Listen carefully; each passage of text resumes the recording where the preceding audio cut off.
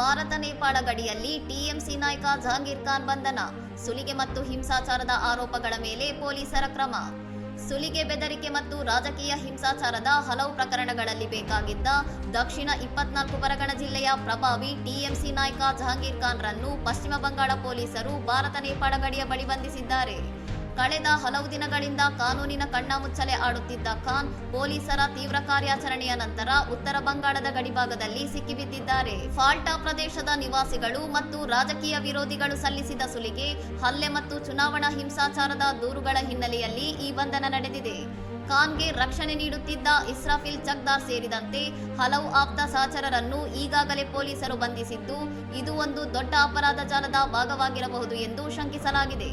ಬಂಧನದ ಭೀತಿಯಿಂದ ಜಹಾಂಗೀರ್ ಖಾನ್ ಈ ಹಿಂದೆ ಕಲ್ಕತ್ತಾ ಹೈಕೋರ್ಟ್ನಿಂದ ರಕ್ಷಣೆ ಕೋರಿದ್ದರು.